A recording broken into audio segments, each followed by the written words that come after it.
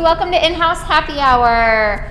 We are back this week and our special guest is Brittany Borruso of Borruso Law. Brittany is a real estate attorney and she is going to tell us about all things real estate law, like what you need to know if you're buying or selling a house.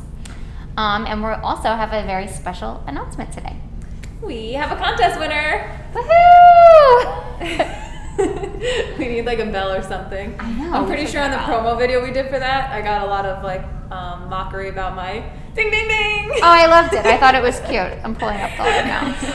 So anyways, and thanks for everybody who's been tuning in for the contest, and there will be more, but this is what, the third contest? Yeah. So this one I think was my favorite. It got people like really working and submitting cool videos and stuff. So we had all the entrepreneurs coming out. And after tallying up all of the votes, do we have anyone watching to even share the winner? So we do. We have a couple of people watching. A couple of people have joined in so far. Micah's on, so that's fun. Hey, Micah. We've got some others on here. Recently engaged lady. Yeah, congratulations, Micah. Micah is our credit expert, and she's been on a couple times. And she just got engaged, so that's fun. For our winner, should we announce it now or wait till more people log in? We'll announce it now. We'll announce it again later. Okay. All right. The winner of the promo video contest supporting his local business and not-for-profit organization. This one is geared towards anti-bullying and all positivity. And what else was on this? It was a whole bunch of good vibes he's spreading into mostly schools and whatnot. But he's doing a live tour regarding this. So we got shot of adrenaline for the winner. Not only did he get the most votes, but everybody loved the energy in the contest, in the video itself. And so the video was great. We loved your promo video. But the idea behind it, I think, was really a catchy one. I think that's what got everybody to. You know, it's just a really great cause. It's a great topic, and it's also geared towards kids, which is also always a great thing. So you won. What did he win? So he wins a professional video to further promote himself and a professional photo shoot. So he'll get to put himself out there more with all his stuff. And so we'll be reaching out to you to arrange that. And not necessarily here, but wherever you want to do it locally, we'll set that up. Yeah. And we have 7 runners up. So you are not forgotten. We're going to have everybody. We're going to have everybody. I said to her too before we were doing this, I was like, I don't like doing this. I don't want to say like everyone didn't win. I know. So everybody gets a participation trophy, I guess, is what we're doing here, participation trophies. So everybody gets a participation trophy, and you get to come on In-House Happy Hour, hang out with us, have a cocktail, talk about your business, talk about anything else you want to talk about, and it'll be lots of fun. So everybody's invited to In-House Happy Hour. We'll be reaching out to all you guys. So not only for happy hour talk and to go live with us, but we'll be rearranging something to coordinate with you guys and cross-brand and network and brand your stuff as well. So thanks a lot for everyone participating, and congrats to our winner. Yeah, congrats. We got more people joining in. We got Lila, T-Money, Soriano, Roberts, Emmeline, Monica, lots of people joining in. Mortgage by Mike, Sonic Boom. What's up, guys? Hey, Lewis, hi, Lewis, but we have really special gifts from his wife, Lewis. Hadassah. So Hadassah made these gorgeous glasses for us for In-House Happy Hour, so we're super excited about those. Thank you, Hadassah. So Lewis, tell her we said thank you if she's not watching. You're going to sip now? Okay. We're doing alternated sipping today. It's a good thing I didn't wear like my rainbow Lisa Frank leopard mask. because I do like to wear that one sometimes. But it is for sure like Lisa Frank. Like you remember the binders when you were like in 3rd grade? And the stickers. Yeah, all of them. It is Lisa Frank all the way. So I guess it's a good thing I didn't come in with that one today on the video. I have some spare black ones in the car. Yes. To lift you up. Some backups. What is your favorite mask brand? Because I'm going with these lately. I don't know, those ones or any fabric. I feel like breaking out. And I know. So I love this one that I got from a hotel. And Okay. I really, really love it because it's nice and soft on the inside. And I got it at the Bellagio. Ooh. But Hadassah also made me masks. And I like those too. She can do everything, this woman. So she made my person Lisa to Frank know. mask. And I love it. But I've actually been switching over to the kids' paper disposable ones. And I wear, the kids' ones are a little smaller. So they don't feel like they're like over here on me. Like taking up your whole face. Yeah, they just like, they cover me and they fit better. They're like a little tighter and snugger. So I've been wearing those, especially at the gym lately, because it's too, like you can just throw it out when you're done, when you get all sweaty. But my kids always have them, and so I'm like, oh, it's actually work for all of us. One size fits all. One size fits all. And they have lots of colors. You're probably like Leon. Yes. I did get some, the satin ones from Blissy. Have you heard of Blissy? I have. It's like a pillowcase company. So they do pillowcases, like the satin pillowcases, you know, so you don't get your hair frizzy and stuff. Yeah. And they're supposed to make you not wrinkle. She knows all the tricks. No wonder she looks like this. So I bought their masks because they're supposed to be really good for maskne. Maskne. Did I say that right? Maskne? Yeah. Mask acne? Maskne. Oh, okay. When you get breakouts from Yeah, your mask. that's what I'm talking about. I'm getting it lately. I Yeah. haven't broken out in years. And all of a That's sudden- how, like, I started getting, like, breakouts sometimes from my mask. So I tried those. I like those, too. Good to know. Always, you just always got to switch it up, though. It's fun stuff. So, we have some things we're going to ask Brittany about today. Talking law, because she's been super busy, like we all have in this business. But what's been keeping you the busiest? Like, obvious real estate deals, but... Real estate. So it's been a mix of open, active files that are now finally closing, whether they were files... Keyword finally. Finally. Whether they were files that got into contract prior to the pandemic and then wrote it all the way through and finally closed, or files that got into contract towards the end of the year that we're closing out now, and new files. There's a ton of new purchasers and sellers hopping into the market right now. It's very active. It's a very active January. So we're all feeling that. Yes. Yeah. What do you feel like has been the biggest problems you're seeing? Not enough inventory, of course. A lot of buyers that want to purchase, not enough for them to actually buy.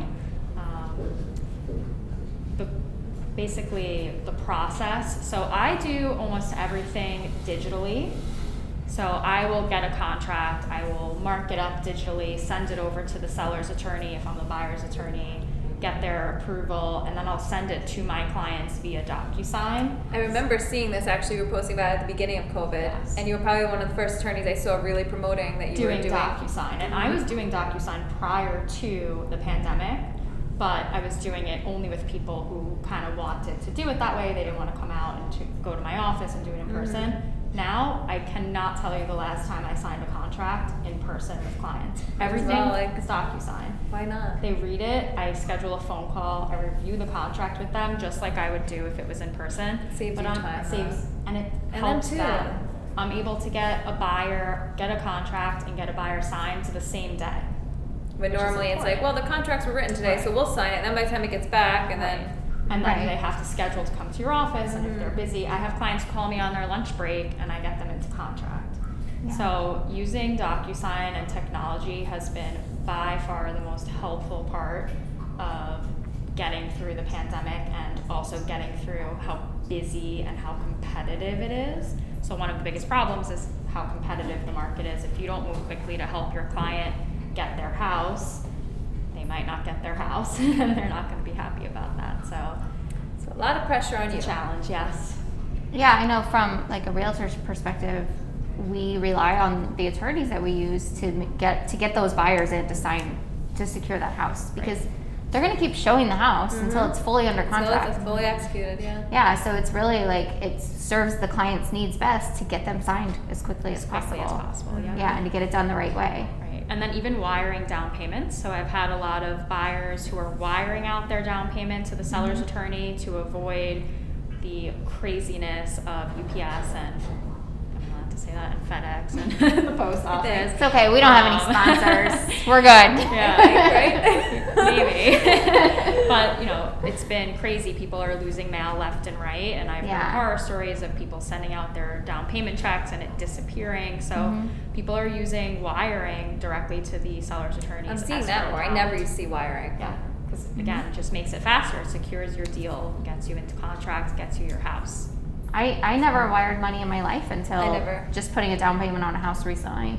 I never wired money ever. And then I realized at that moment that I could do it from my phone. Yeah. I was like, whoa, I can wire like tens of thousands of dollars right from my phone. That's amazing. There's no reason why nobody else can do that. Right? Exactly. It's fantastic. Saves time, saves... Right. And from a lender perspective, do you source that the same way? Same way. It's actually simpler. It's no. simpler. There you go. And I didn't think so. Actually, I had one recently, and I never get wires. Simple. They just show the wire. That's all I had to look for. Wow. Yeah, the wire detail. That's what I had to do on mine. Bank I had to statement print showed out the the wire, and info that was sheet. it. Don't need a copy of a Simpler check. all I around. don't need... Very simple. So easy. It's great. I love it. So how long have you been practicing law? So I graduated law school in 2013. I was sworn in to the New York State Bar in 2014. So however long that is, maybe... You're almost 7 years. 7 years. But I've been out on my own with my own practice for 6 of those 7 years. Wow, that's amazing. Thank you. So you're located in Long Beach. Yes, located in Long Beach, but I service most of Long Island. I don't really go out to the Hamptons or Montauk, so I say most of Long Island. And parts of the boroughs. I'll do Queens, Brooklyn as well. That's great. Thank you. That's great. Probably the big bulk of your business is Long Island, right? Definitely. The big bulk of my business is 100% Long Island based, but I do travel if I have to. Okay. Very good. What was your other question? Wonderful. Rebecca has like a whole quiz. Of I do. questions. I like to be prepared. Kind of a nerd when it comes to homework. Okay, so tell like our viewers who are just like from a buyer and seller perspective, what is your role in the real estate process? Because what tends to happen for us as like a realtor or for Danielle as a lender from the lender side, what ends up happening is like we like for a buyer, I'm like, all right, we got to get your offer in. Okay, great, you're accepted. Do you have an attorney? And most of the time their answer is no, or let me get one. And we always say like, if you don't have a personal recommendation, let us refer one to you, because not all attorneys are created equal. The last thing we really want you doing is going on Google and just searching, right? Real estate attorney and picking the first one on the list. My favorite is not real estate attorney. Not real estate or my the cheapest one. Oh, they're really cheap. I'm like, okay, really cheap is not always really valuable. Exactly. So tell us about your role in the process of buying and selling, and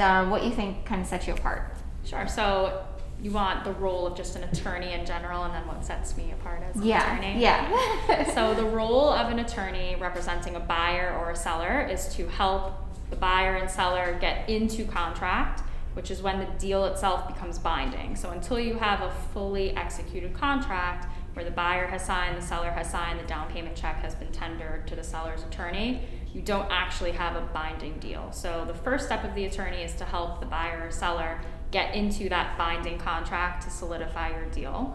And then as the transaction progresses towards closing, the attorney's role is to kind of keep everything on track, to be communicating with the realtor, to be communicating with the lender, and of course with the client, to make sure that the client is working with their lender to get their loan commitment letter, if there is a loan, of course, coordinating with the title company, ordering title, making sure that any title issues that are coming in are getting cleared, and then, just coordinating with the parties to sort of see if the seller is getting the house prepared to get it cleared out to actually close, and making sure everybody's on the same page time-wise. And then, of course, representing the client at the closing itself.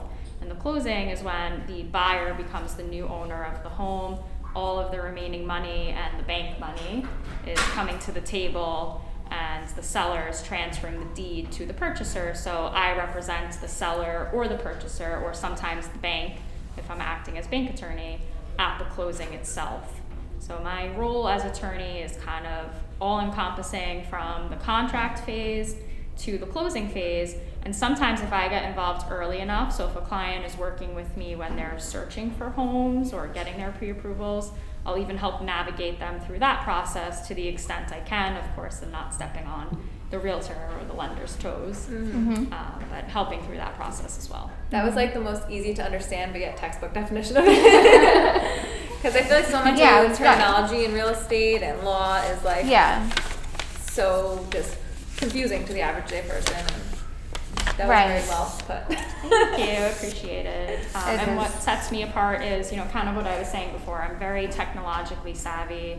I work quickly, and it's pretty much just me. I've actually brought on another attorney who's been assisting my law firm this year. But when you call, you're getting me. When you email, you're getting me. I'm super involved in my clients' files, and they know what's going on, and I know what's going on at all times. And I work quickly because I'm using technology to help me work quickly, which helps my clients and helps the people that are part of the transaction as well. So we feel the difference on our side as a lender, and real estate, of course, the borrower feels a huge difference when they're working directly, of course, with the attorney and getting to you and speaking with you. Like, that's not very usual, as we know. I mean, we speak with paralegal, we might get somebody in the office, we might get switched off if the process is taking too long on a file. I mean, I had a file recently, it was a long one, and it was my borrower's fault. It was a long one. I probably dealt with throughout the process. We got switched off. I said, oh, okay, you're on my file now in the office. It was a different paralegal every other week. Oh boy. I mean, they worked great, but it was just like, okay. It's just good to have that continuity of one person knowing from step one what was negotiated and making sure that that finds its way to the end at the closing. No, that's huge. And you feel the difference. It's so much more personal, and it's a different connection. Yeah. But that's a lot of work for you. It's a lot of work, it is. This is the earliest I've stopped working since last year. It's a little treat for Brittany. Yeah. Do you have anyone tuning in with questions? So we don't have any questions yet, but I do want to let everybody know who's watching the live that if you have any real estate questions, especially from a legal perspective, please post them, and we're monitoring the chat so that we can ask her questions. Let us know. Pick her brain a little bit. Yeah, we've got her here, so let's ask her some good questions today. None of the weird questions we get on our feeds. No weird questions. Come on. What you wearing under that, Rebecca? Oh God. Oh please no. You're gonna see us start blushing. Nobody can see though. The masks are on. I know, right? Because I'm the first one to start blushing. So easily. I get embarrassed so easily. So that's actually, you guys kind of brought up one of the things that I really like about when we've worked with you before, is that when we reach out to Brittany, she works with us. So it's really great because we can reach out to her and we can get a really quick update and just be like, hey, like, what's title looking like on this file? Are we cleared on title, or are we ordering a survey, or what? And she gets back to us really quickly, which is phenomenal. And it's really clear too. Like, she completely answers the exact question that we need to know, which helps us to serve our clients better. Also, you know, whenever you're in this situation too, when like lender, attorney, realtor, other attorney, you know, you have all these people. When everybody really works together, what's nice about it is that it actually makes it easier for the client, because the client has less phone calls, the client has less emails. Yeah. They know that they could contact one of us and get the right answer and get the same answer that they would get from any of us, which is really nice, because they're not calling me and then calling you and then calling her. They're calling one of us, or one of us is calling them and giving them the full update that's for everybody, basically. And everybody's on the same page. Agreed. It's also even nice when other attorneys and other realtors work nicely together. Yeah. It really makes the difference between a deal that's easygoing and smooth versus one that's hostile or frustrating. Oh my God, what a the entire difference way it is in through. closing. Such a difference. It is. I'm a big advocate too, so like you were saying earlier, I mostly work in Long Island, of kind of staying in your area and not going too far out of the norm, because if I do a deal in Long Island, it's very likely that I know the other attorneys, I know the other realtors, I know the lender. It just makes it smoother, and I know the product, right? So if you consider the house or like Long Island as a product, you know your product. Yeah, you know if it's a split, what you're getting. You know if it's a cape, what you're getting. You can anticipate. Right. It's such a difference when everyone genuinely works together on a file. And communicates. A closing I had a few weeks ago was just like that. We were at the closing. It was like a party in there. Every party was, even the listing agent, she knew, because she was just like, wait. And I was a little flattered. She thought that I was older than I was. But I heard them whispering about me, and she said something like, wait, that's Danielle's lender? I thought she was like, no, I think she's in her 20s. I'm like, okay. And everyone, but it was like a big party. It was so different. I've had I'm sure you've seen it too, the other side of it, where everyone's like bumping heads. Are we there? But we're all common goal here. Right. Yeah, we all want to have close. the common goal. Like, we all want to get those people into their house or out of their house and into their next house. We're all here, like, no one wants, we all want the same thing here. Yeah. And we want it to be as easy as possible. Yes. For those buyers and sellers, because they already have full-time jobs. This is our full-time job. They already have stuff to do. Like, that's what we're here for, to make it easier for them. That's right. Exactly. What made you choose real estate law? That's a good question. So I don't know if I necessarily went into law school saying, I'm going to do real estate law. No, I definitely didn't. When I went into law school, at first I thought I was going to litigate and be the next big civil rights litigator or defense attorney. I can kind of see you doing that. And then I went to court and I hated it. There's way too much red tape. You don't get anything done. Things sit for 2 years, 3 years, and like you said, in real estate, you all have a common goal just to get something done. And you didn't feel like you were getting anywhere. Right, and I like to get things done.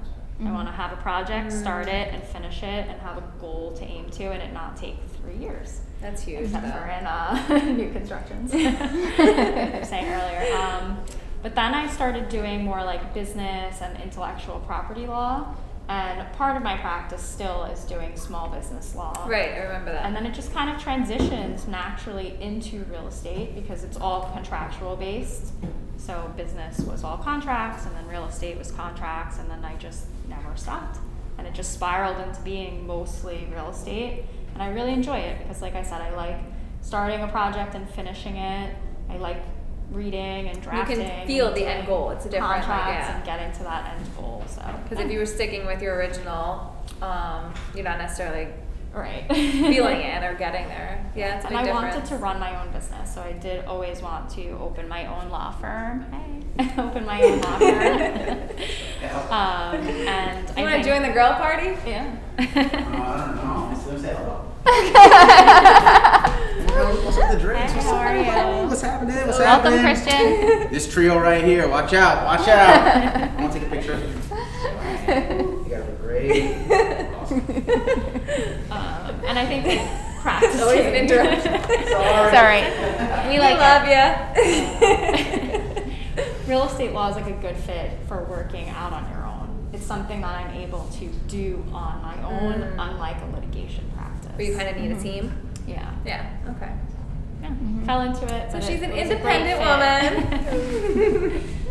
Well, I think like most people in our business, we all really want to. All of us really have that drive to be on our own in some way, or to have our own control, our own freedom.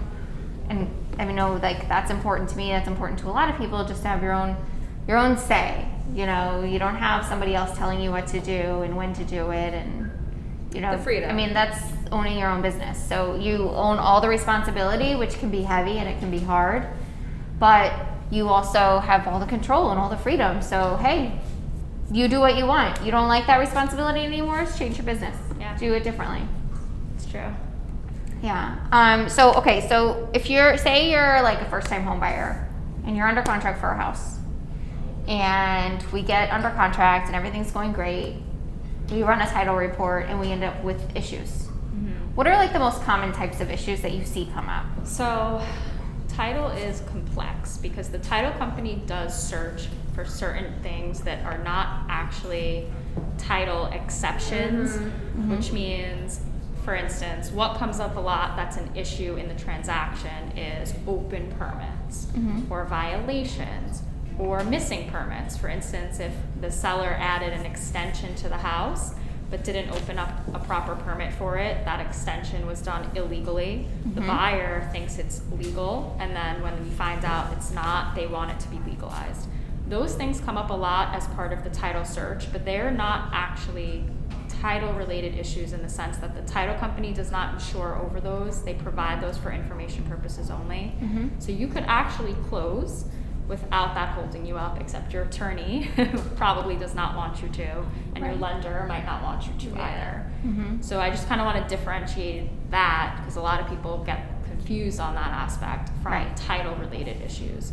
So a title-related issue that would keep you from having a clear title could be people deed their property into a trust, and the contract is in the name of the individual, and the person, I've had this happen a few times, they were like, I don't even remember making a trust.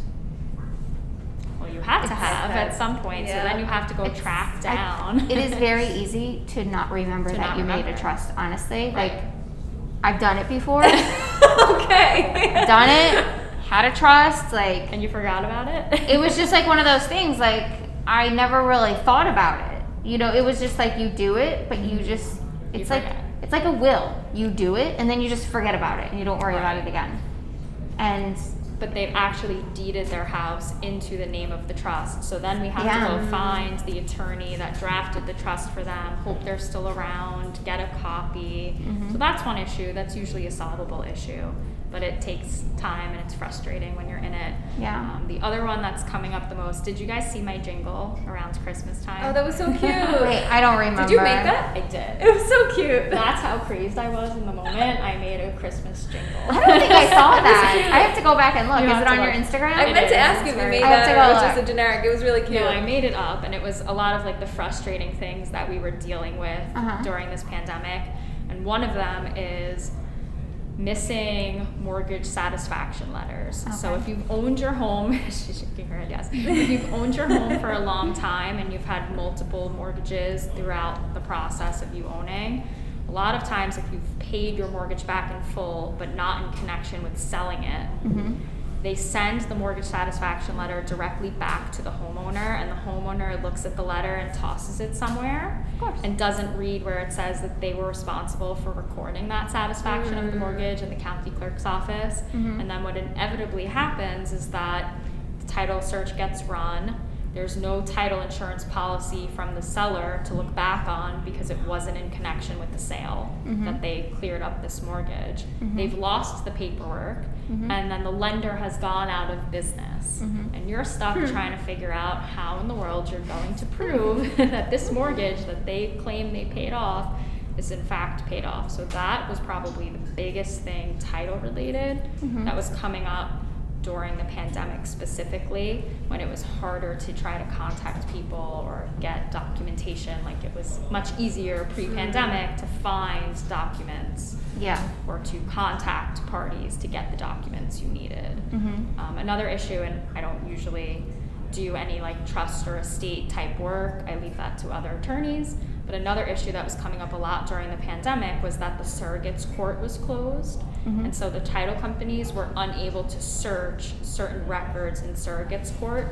And so if you were representing a homeowner who was selling from an estate and they didn't have their proper paperwork in order, meaning they didn't hire an attorney, or they did it themselves, or they hired an attorney and they still didn't have the proper paperwork in order, you couldn't close your transaction until surrogates court reopened.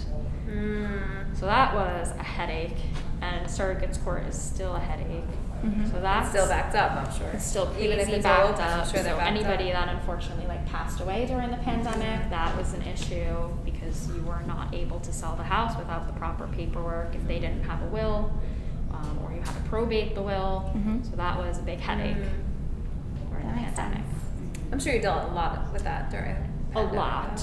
And then, like I said, the not title related issues that did come up in the report, like certificates of occupancy violations, that's a problem for most banks or some banks, and it's a problem for your attorney usually. Mm-hmm.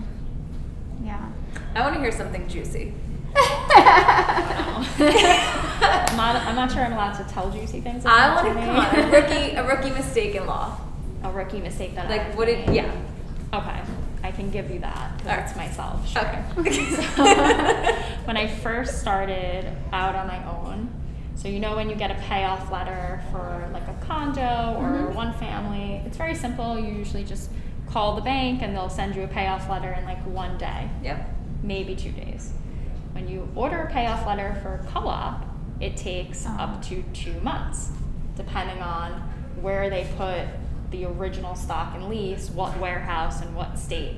So as a rookie attorney, I did not know it took that long. And you waited. And I waited way too long to order it, and then I was kicking myself at the end because it was my fault for not having ordered it earlier, but I was going based off of, it's going to take a day or 2 days. Yeah, I'll order it when I order it. But we closed the deal. It was fine. I only held it up by like 1 week, but I still felt bad about it. Did you take the blame, or you didn't even have to? Probably. No, I took the blame. Yeah. If I make a mistake, I own up to it. Because sometimes there's other things going on in a transaction that can kind of like push it under the rug anyways. No, I told everybody in the transaction, my client included, like, you know what, I messed up. I waited too long to order it. I'm really sorry. Wow. And you know what? Admitting that type of stuff, it goes such a long way. Yeah. I say it all the time. We've Oh had a yeah, whole conversation about this stuff. Because then nobody's like sitting there going back and Or forth. coming You know, up there with is no going stories back or and forth. excuses, just right? You just owning like up doesn't really. this it's not that happened. bad. I remember now we have to deal with the it. seller's attorney was like, you know what, it's okay. Like, it happened to me actually when I first started out in practice, and then There we you like, go. giggled Yeah. about it. Right. Yeah. Exactly. So tell us about the law schoolie. Okay. Sure. So the law schoolie is something that I came up with conceptually in my head probably in the beginning of 2019, way before the pandemic. Wait, I don't know about. Yeah, I don't know about this. Well, you're gonna find You're out. gonna find out. And I represent some business clients, and a lot of my business clients have like food trucks, or I was seeing food trucks, and I thought to myself, like, why can't I have my law firm or a portion of my law firm in a bus, mobile, on the road, so that I can go do a closing at a client's house because I have full access to Wi-Fi inside my bus and printers and scanners and copiers, which is what all you really need to do a closing. And then I would have business clients who would ask me to come to their restaurant because they wanted me to see what was going on at their restaurant, but then we start to talk shop and they wouldn't have anything for me to type on or write on Right. or print documents from. So it's like, it would be so great if I had something like a mobile office to take to these places with me. And then I kind of put it like in the back of my head, and also a couple people told me I was crazy. So I was like, okay, fine, I'll forget about it. Which is usually the best ideas. But a Right. mobile closing would be A phenomenal. mobile closing, now. and then the pandemic happened, and I said, And they really no thought you were time like the crazy. present. And I went out and bought a small school bus. No You way. have to look at my Instagram. I have a small school bus. I've been It's on though. How have called- I missed this? I just posted about it recently, so if you weren't on Insta recently, you might have missed it. Okay. But I went out and I bought a small school bus. I bought 2 by accident, so I have to sell one of them. It was in an auction. The only person that accidentally bought 2 school buses. 2 buses. I bought 2 because I won 2 of them in the auction.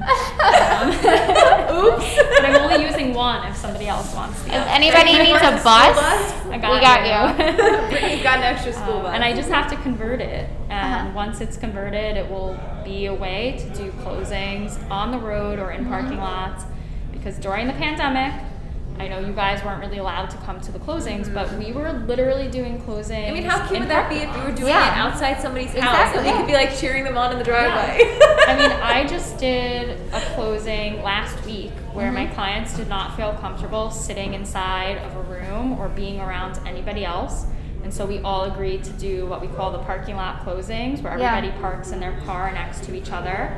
But it's difficult because I then was the gopher running between the cars and then running inside into a building to go print things, copy things, scan Yeah. things. Yeah. Whereas if the pandemic remains the way it is, or if people just decide they no longer want to go indoors, you Right. can have that type of setup and still do your closing a little bit more seamlessly. Right. That's Right. great. Yeah. I think it's phenomenal. So you still have to Thank you. renovate the bus and everything now? Yes. So right now I'm in the process Oh of my gosh, I like getting converting it. tools and everything. If you want some Yeah. help, that could be. I'll let you know.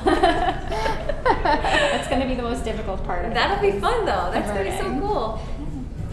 So That's it's just gonna be awesome. You could do a closing in front of the new house, which I think would be really fun. How cute would that To like be? literally do it in front At of the your house. house. I love Like that you could do idea. it in your driveway. Yeah. That'd be a game changer. Even for older people, Yes. or I had a disabled person who wanted to come to a closing. So a little bit back, it was actually right before the pandemic. So there was a lot of precautions with that. Not having, still being a part of it or whatever it may be. That's huge. Hopefully I get the bus done soon.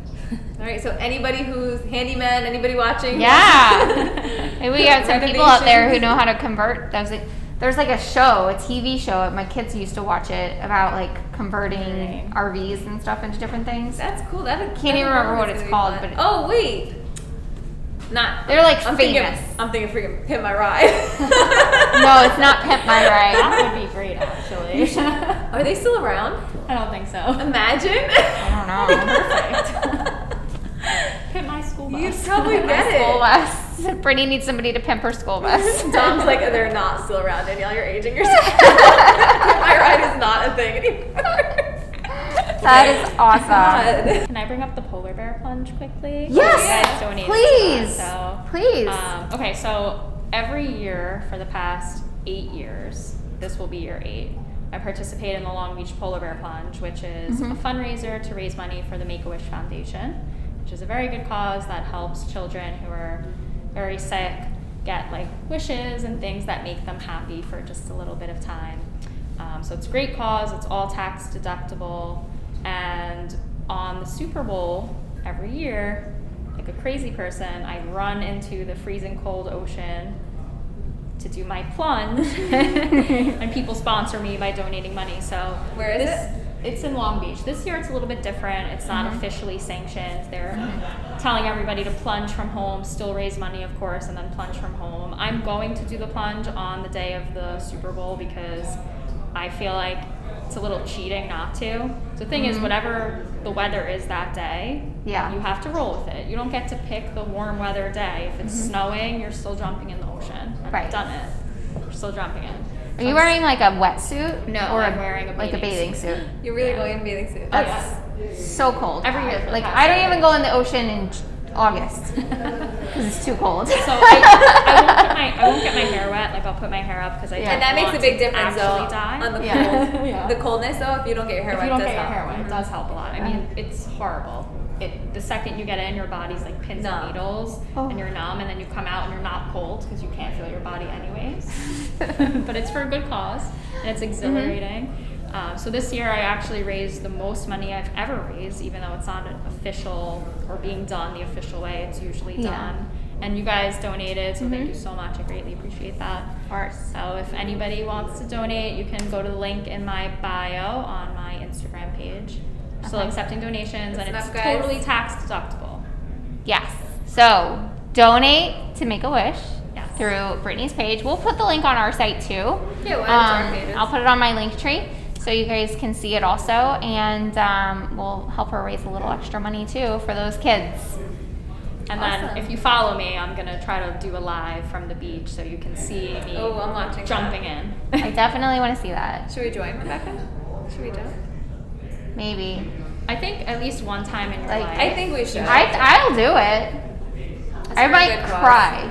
I wouldn't do it this year because this year is not like Not as fun. normal. Yeah. So when the pandemic ends, then make that your year that you do it because there's thousands of people usually. Yeah. And everybody is just so hyped and ready to go. Yeah. That's awesome. It's a really That's fun cool. I do like exhilarating that idea a experience. lot. Yeah. I'd probably get over the cold through the adrenaline. Yeah. We're gonna do Drink it a next little. year. We'll do it next year. Drink a little, you warm up. I got a year to train for the polar plunge. I know people who take like ice baths for fun. I mean, or for health. For health. I used to do it like training, like when training for marathons and stuff. I would take ice baths afterwards. After like I ran 20 miles, it was terrible. Terrible. It's like you're getting in and it's all full of ice, and you're like, maybe I should just add some hot water to this and see if it That has so many benefits. Yeah, I know. People get in those like cryo chambers and stuff. I know people who do it. Mm-hmm. Or I get in those infrared saunas, so I'm like the complete opposite. Yeah, I do those. I like to sweat. I'm like, keep bumping that up. Keep bumping that up. All right. Well, thanks everybody for watching. Thank you, Brittany, so much for coming on. Having me. Brittany. And thank you So for my great. cup. It's so cute. Of course, you're welcome. It was so great. Guys, if you have more questions about anything real estate law related, please so just send them accessible. over. Reach out to her anytime. Yeah, definitely. We've worked with Brittany a couple times. It's been phenomenal. So great. So I highly recommend her from personal experience. And if you follow her stuff, she's always posting really good information as well. Mm-hmm. All right, and we'll see you next week. And congratulations, Shot of Adrenaline, on your big win. Yes, congrats to our contest winner. We'll be posting it as well. We'll put up a post for our contest winner. Mm-hmm. And we'll reiterate all that as well in a post like we usually do. Yep. All right, thanks guys. See you next week. Thanks guys.